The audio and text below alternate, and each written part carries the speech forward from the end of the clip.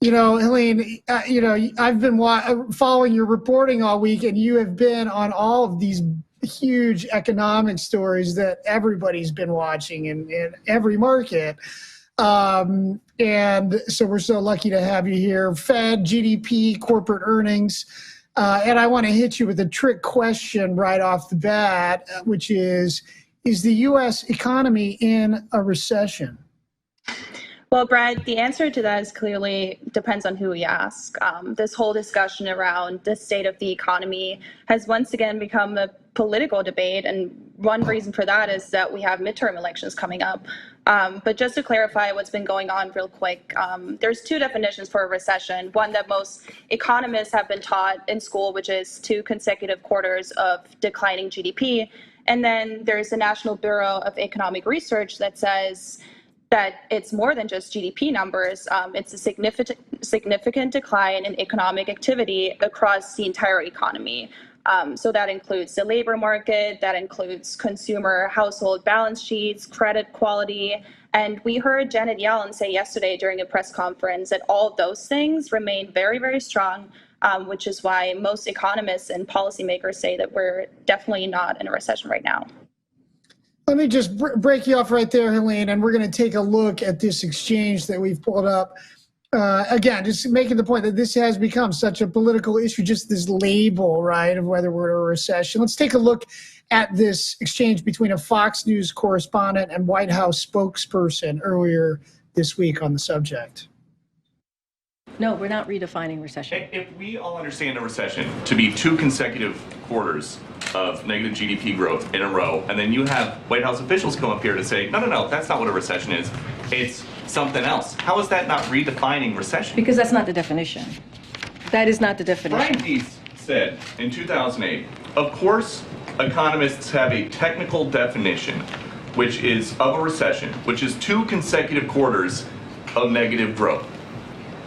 I can tell you this. Yesterday he said 2 negative quarters of GDP growth is not the technical definition of a recession. It is what not. changed? It is not. Why did he say that it is not? I can speak to what he said yesterday in front of all of you, which is the last thing that you just repeated. There are many factors. Economic factors and indicators to consider.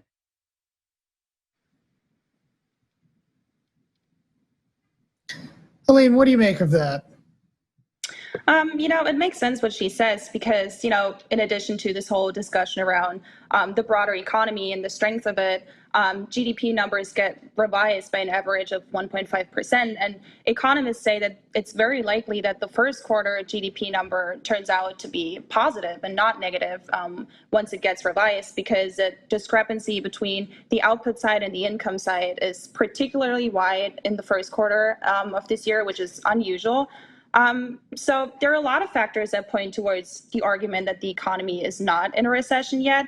But at the same time, a lot of indicators like the bond market and the fact that less jobs are added each month also suggest that we might see a recession soon. But, like you said, it's sort of become this political battle right now. I mean, it's almost like she read your article, about this topic on what is the definition of a recession. On the other hand, she was clear, this came out before your article. So, she clearly was prepared for this. And, here's this reporter and he, made it sound like he knew exactly what he was talking about. But in fact, she was the one who was right, whatever, so I thought that was pretty interesting. But I mean, does any of this even matter? What's the takeaway for the Bitcoin market? Yeah, I mean, it doesn't really matter if we put a label on this current situation or not. Markets are down whether or not we call this a recession. But a recession means that there'll be less wealth in the economy, and risky assets are what suffers most from that. So that's not good for Bitcoin. However, I talked to one analyst yesterday, and he told me that Bitcoin holders hold Bitcoin because they bet on it becoming an actual currency in the future. So from that standpoint, a recession could increase the probability of investors looking for an alternative to the dollar. So it remains to be seen. Well, also obviously Bitcoin sometimes goes up on the expectation of loose Federal Reserve monetary policy. And so, but I'm curious, this week's news and how does that affect kind of what we're looking at in terms of, Fed's pace going forward? Are they going to slow it down? Are they going to speed it up? Yeah, I mean, we don't know, and the Fed doesn't know either. I was looking at the CME FedWatch tool this morning, which analyzes the probability of rate hikes at FOMC meetings, and traders see a 70% chance of a 50 basis point rate hike, which would mean that the Fed is starting to move less aggressively. And the reason why traders think that is because Powell, during a press conference on Wednesday, suggested that the central bank could slow the pace of rate hikes because they acknowledge that the economy is slowing. At the same time, as I said before, they really don't know what the state of the economy will be in September, when they meet next. So they'll clearly have to wait and see what the data is showing until then, which is why they've also said that they're not going to give markets any hints anymore, simply because the situation could change any day, frankly. Well, let's go now. To your point, we have the chart of what the markets are showing for kind of people betting. But if you're looking at individual economists here, we have this chart or this table here showing that the economists are also coming out kind of in full support of or full predictions of a 50 basis point hike. So clearly, this week's developments kind of set the expectations that 75 basis points may be too fast, or I don't know. How does this relate to, why do you think that Bitcoin reacted so positively this week, Helene, to these developments? Yeah, markets were very happy with what they heard and saw from Powell this week. For one, because he suggested that the Fed will start being less aggressive in hiking rates because of the slowdown in the economy. And second, because the Fed stuck with a 75 basis point rate hike and decided against 100 basis points, which some analysts thought was a possibility. So overall, very dovish comments by the Fed chair. And given that we see a slowing economy, some traders are already pricing in rate cuts as early as next spring, which is what we saw in 2019 and is likely given that GDP has been negative for 2 consecutive quarters. And we don't usually see 3 consecutive quarters of negative GDP if we look at past recessions, because that's usually when the Fed gets nervous and turns the printers on.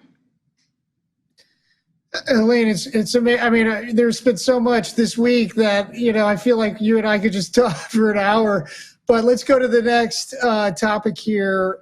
We've been reading about this Democratic bill moving its way through Congress. I think it's a lot of climate related stuff, but now they're sort of casting it as an anti-inflation bill. I'm curious if you've taken a look at that and if you have any thoughts on how that might affect the situation. Yeah, I don't think that's something that Bitcoin traders have to watch closely at this point. But yes, you're right. Senator Manchin and Senator Schumer reached an agreement on the Inflation Reduction Act, which aims to reduce the national debt by some $300 billion. And it would also lower energy costs and lower healthcare costs for Americans. And as a result, help curb inflation, supposedly. But I read this Wall Street Journal article this morning, and economists say that it's not clear yet how big the impact would be on inflation. So I don't think that's something that Bitcoin traders need to pay close attention to at this point. And just moving kind of to traditional markets, S&P 500 on track for its best month in almost 2 years. And of course, Bitcoin and stocks have been correlated pretty tightly here for a while now, and we haven't seen that decoupling that some people have talked about. But Deutsche Bank predicting Bitcoin may be poised to break out for an end-of-year rally to $28,000. Analysts noting that crypto has become more correlated, even more correlated. Do you have any thoughts on that, Helene? Pretty bold move by Deutsche Bank, I would say. Yes, we're still seeing high correlation between Bitcoin and the equity market, particularly the NASDAQ, which is simply because both trade as risk assets right now. But I mean, it all depends on what the Fed does for the rest of the year, and that depends on the state of the economy. And with a war going on in Ukraine, we don't know how that's going to play out. So I don't think anybody really knows where Bitcoin will be at the end of the year. And just, one other thing that we were talking about earlier, Helene, is Larry Summers. He was, Jerome Powell, the Fed chair, had talked about how, currently at the rate we're at for interest rates, we're at a neutral rate. And Larry Summers, who, is within the Democratic Party, pushing back on that. Any thoughts? What do you make of that debate? Well, I mean, the Fed's target, if we look at the last dot plot, which shows FOMC officials' projections, is 3.4% for the Fed funds rate by the end of the year, while inflation is forecasted to be at 5.2%. And, whether or not a soft landing is possible will depend on what the Fed decides to do in upcoming meetings. But what we do know is that if the Fed funds rate is at 3.4% and inflation is at 5.2%, there's still a reverse relationship between the two, which there shouldn't be in theory. And, in the Volcker era, which is when inflation was this high the last time, the Fed raised interest rates by as much as 3 percentage points at a time to bring it to a level that's far above the inflation rate. So it remains to be seen how the Fed plans to tame inflation with a Fed funds rate that's still negative, in my opinion.